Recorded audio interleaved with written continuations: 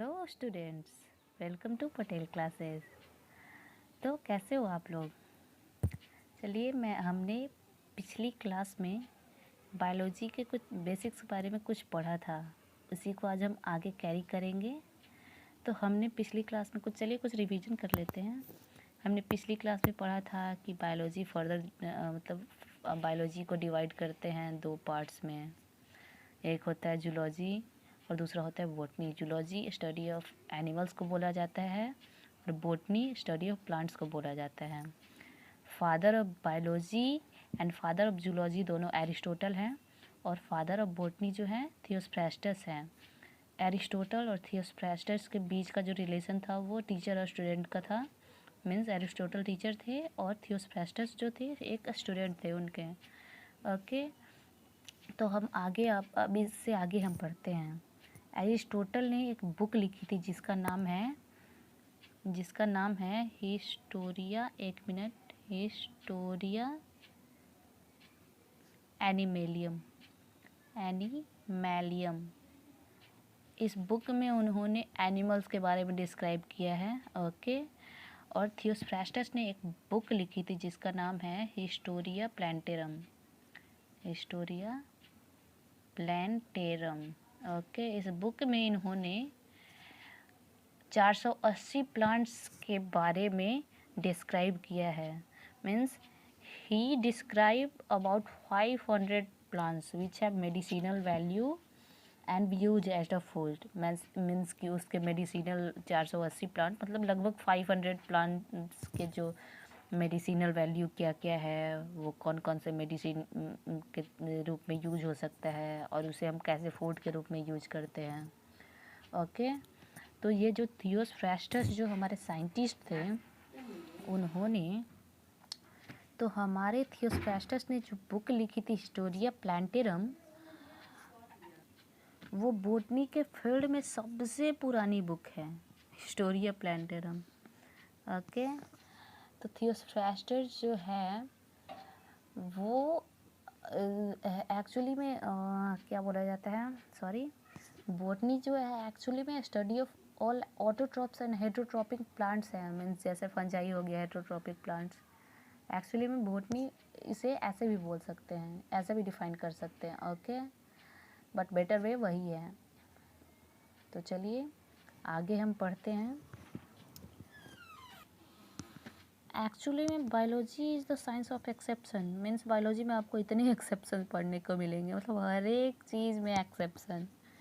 Okay, अब हमारे एक साइंटिस्ट आए थे जिनका नाम था थॉमस हेनरी हक्सले। ओके, इन्होंने एक कॉन्सेप्ट दिया था। ओके, जिस कॉन्सेप्ट का नाम था unifying concept of biology. Unifying concept of biology. Okay, in this concept he said that in all living organisms same type of living content is found unless their diversity is different. Means कि जितने भी living organism हैं इस अर्थ पर उन सब में same type of living content means same type of cell पाया जाता। अगर वो उनका डाइवर्सिटी जो होता है, रीजन जो होता है एक ही होता। ओके, अब इसे हम ऐसे समझते हैं कि मान लीजिए कि कोई इंसान माउंटेन के पीक पे रहता है, उसका जो सेल स्ट्रक्चर होगा वो थोड़ा सा सिकल सेल होता है। ओके, जो माउंटेन के जो बॉटम में रहता है उसका जो सेल होता है वो नॉर्मली होता है अपना जो है होता है। तो ये जो डिफरेंट जो आता है वो इन्वायरमेंट से लड़ने के लिए, इन्वायरमेंट में अपने आप को सरवाइव करने के लिए आते हैं। तो यही उन्होंने बोला था कि जितने भी लिविंग ऑर्गेनिज्म हैं उन सब में same type of living content होता अगर उनका डाइवर्सिटी डिफरेंट ना होता। ओके, ये क्लियर हो गया आपको? चलिए ठीक है, तो फिर अब हम लाइफ के बारे में पढ़ते हैं। आप लाइफ के बारे में क्या सोचते हैं? लाइफ बोलते किसको है? अगर किसी ने आपको पूछ लिया कि भाई बता, बायोलॉजी के स्टूडेंट हो, लाइफ के बारे में बताओ कि आखिर लाइफ किसको बोलते हैं, तो फिर आपका जवाब क्या होगा? चलिए मैं आपको बता देती हूँ। तो life is a unique complex cellular organisation in which several types of reaction takes place and generate energy for respiration, excretion, movement, digestion, reproduction, thermoregulation, homeostasis, adaptation, sensation, behavior are found. Okay means कि life एक ऐसा unique complex और cellular organisation होता है जिसमें बहुत तरह के रिएक्शन होते रहते हैं। रिएक्शन होते किस लिए हैं? एनर्जी लेने के लिए, एनर्जी जनरेट करने के लिए। एनर्जी अब किस लिए उन लोगों को जनरेट करने की ज़रूरत पड़ती है भैया? तो सुनिए, एनर्जी, मान लीजिए कि आप रेस्पिरेशन कर रहे हो, उसमें तो एनर्जी लग रही है ना। एक्सक्रीशन कर रहे हो, उसमें भी एनर्जी लग रही है।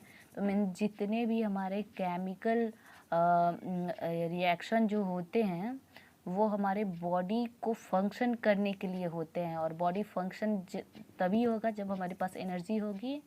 ओके, तो इसे हम लाइफ बोलते हैं। ओके, तो आप ये जानते हैं कि एक लिविंग बीइंग बोलने के लिए, किसी को भी लिविंग बीइंग बोलने के लिए उसमें क्या क्या कैरेक्टर होने चाहिए? अगर आपको पता है तो कमेंट बॉक्स में लिख के अभी मुझे बताइए, तब तक से मैं आपको बताती हूँ। ओके, तो एक लिविंग बीइंग होने के लिए रिप्रोडक्शन वो ज़रूर करेगा जो लिविंग बीइंग है। उसका कैरेक्टरिस्टिक्स मैं बता रही हूँ। Reproduction, respiration, excretion, blood circulation, nervous system, metabolism, digestion, adaptation, thermoregulation, osmoregulation, movement करेगा वो। फिर उसके बाद सेंसेशन करेगा, फर्टिलाइजेशन करेगा, उसका डेथ होगा, उसका ग्रोथ होगा, उसका वेरिएशन होगा, म्यूटेशन करेगा वो, एंड सो ऑन बहुत सारे हैं। तो इतने मैंने आपको एक लिविंग बीइंग के कैरेक्टर बता दिए। ओके, तो अब हम बायोलॉजी के कुछ इम्पॉर्टेंट टर्म के बारे में जानेंगे। ओके, तो पहला जो टर्म है वो है anatomy. Anatomy anatomy is the study of internal structure of plant and animal after dissection. Okay, means किसी भी एनिमल के इंटरनल स्ट्रक्चर की पहचान करना। मतलब अगर इंटरनल स्ट्रक्चर किसी का देखना है तो वो तो ऑब्वियस सा बात है कि आपको उसे काटना पड़ेगा। मीन्स काटने के बाद किसी भी प्लांट और एनिमल के इंटरनल स्ट्रक्चर के बारे में स्टडी करना ही एनाटॉमी कहलाता है। अब आगे है मॉर्फोलॉजी। मॉर्फोलॉजी, ओके, तो morphology is the study of outer structure of plant and animal without dissection. Means की बाहरी संरचना, मीन्स बाहर की बनावट को स्टडी करना। किसी भी प्लांट और एनिमल के बाहर के बनावट को स्टडी करना ही मॉर्फोलॉजी कहलाता है।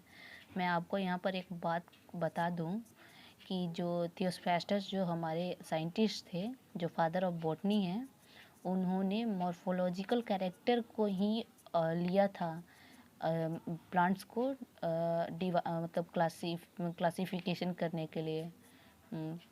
ओके, मतलब डिवाइड करने के लिए मॉर्फोलॉजिकल कैरेक्टर ही लिया था। ये हो गया आपका। अब आगे है हमारा हिस्टोलॉजी। हिस्टोलॉजी होता है detailed study of tissue of plant and animal using visual equipment. Means कि किसी भी प्लांट और एनिमल के टिश्यू के बारे में अच्छे तरीके से, डिटेल तरीके से स्टडी करना। विजुअल इक्विपमेंट मीन्स माइक्रोस्कोप होता है। माइक्रोस्कोप की मदद से किसी भी प्लांट और एनिमल के टिश्यू के बारे में स्टडी करने को ही हिस्टोलॉजी बोलेंगे। ओके, आगे है हमारा बायोकेमिस्ट्री।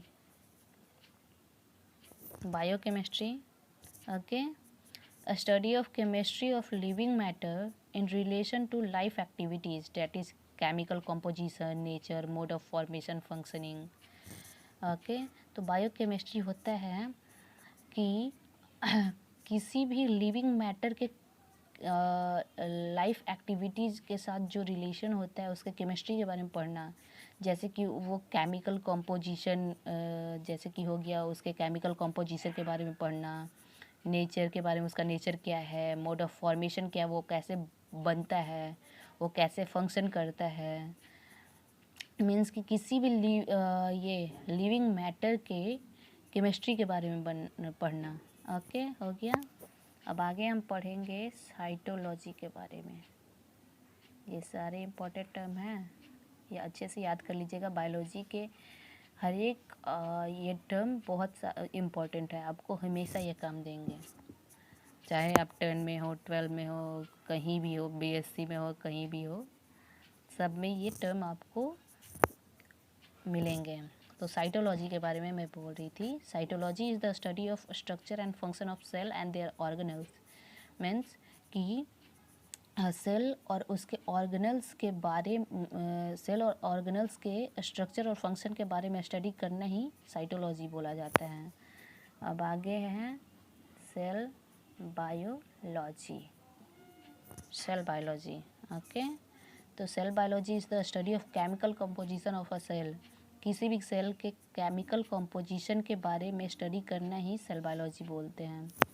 अब है हमारा इकोलॉजी। ये टर्म तो लगभग आप लोग जानते ही होंगे। Ecology is the study of relationship between organism and environment. इसमें ये हमें पढ़ना होता है कि ऑर्गेनिज्म और इन्वायरमेंट के बीच में क्या रिलेशनशिप है। ओके, हमारा आगे का टर्म है embryology. Embryology is the study of developmental stages of organism up to hatching और बर्थ। मीन्स कि इसमें हमें ये पढ़ना होता है कि एक ऑर्गेनिज्म जो है, एक ऑर्गेनिज्म के डेवलपमेंटल स्टेजेस के बारे में, वो कैसे कैसे बड़ा होता है, हैचिंग से लेके बर्थ तक। Okay,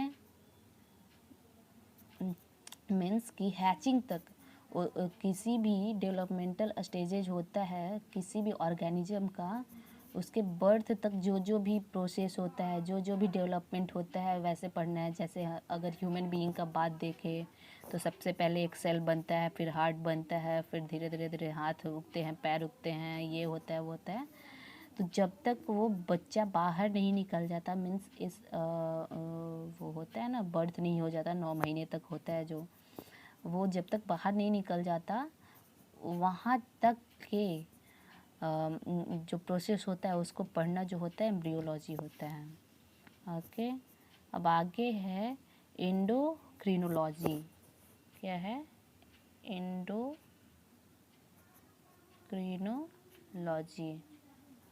Endocrinology is the study of endocrine glands and hormone action in animals.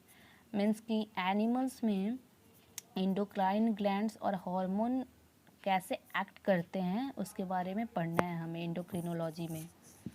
अब आगे इवोल्यूशन। ये देखिए इम्पोर्टेंट टर्म इवोल्यूशन नाम से एक हमारे 12 में चैप्टर, पूरा का पूरा चैप्टर ही दिया हुआ है, इसलिए इसे ध्यान से समझिएगा।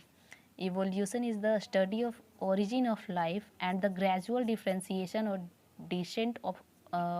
Descent of species. मीन्स कि हमें इसमें ये पढ़ना होता है कि हमारे लाइफ का जो है वो ओरिजिनेट कैसे हुआ, उसमें कैसे ग्रेजुअल डिफ्रेंसिएशन आए।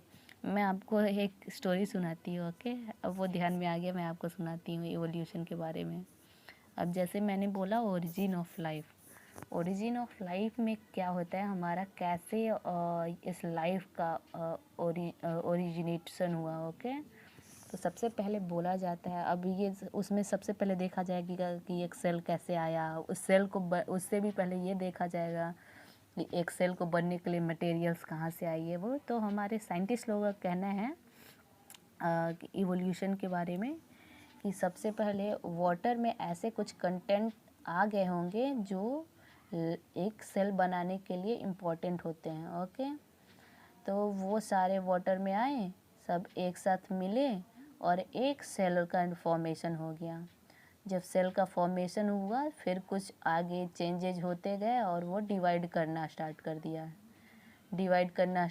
कर दिया तो वन सेल ये जो है सिंगल सेल्ड एनिमल बन गया या सिंगल सेल प्लांट बन गया। उसके बाद ओके फिर धीरे धीरे कुछ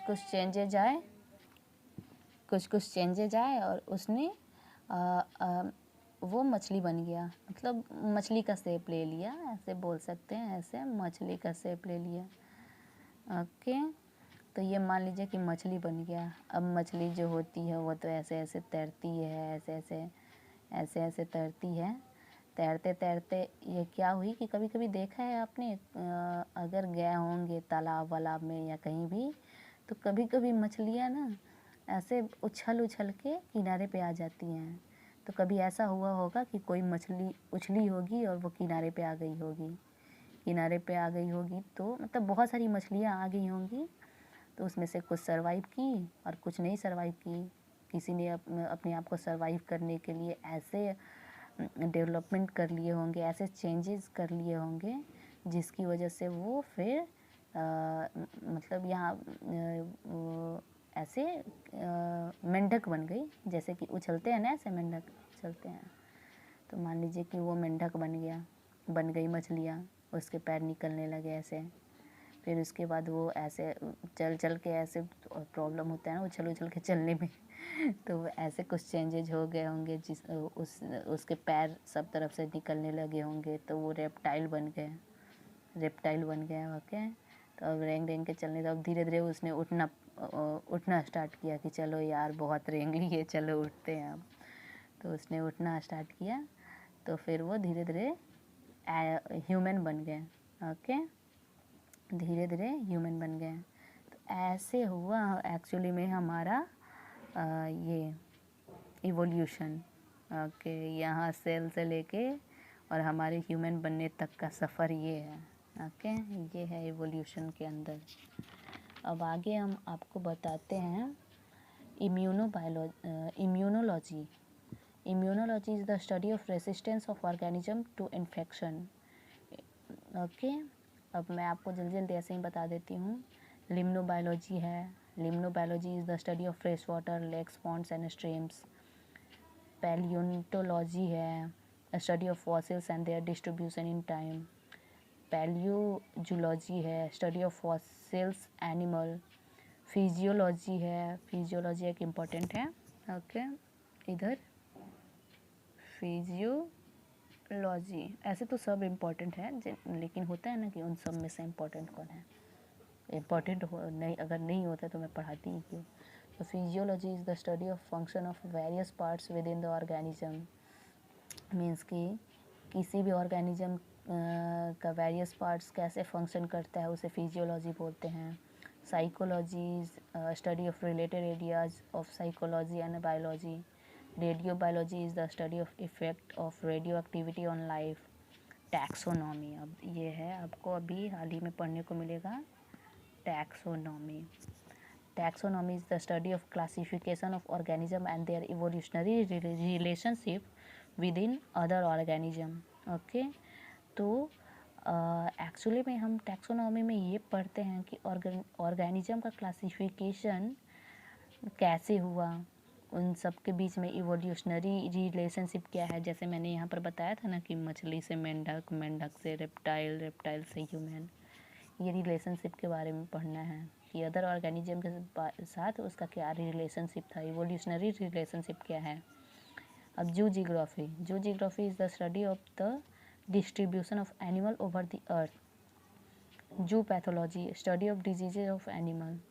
ओके तो ये हमारे आज बायोलॉजी के सारे टर्म यहाँ पर हम लोगों ने पढ़ लिए। इसको अच्छे से पढ़ लीजिएगा और अगर आप लोगों को कुछ भी डाउट हो कमेंट कर दीजिएगा, मैं आपके डाउट क्लियर कर दूँगी। ओके तब तक के लिए आप पढ़ते रहिए। चलिए आगे हम मिलते हैं अगले लेक्चर में। Bye bye.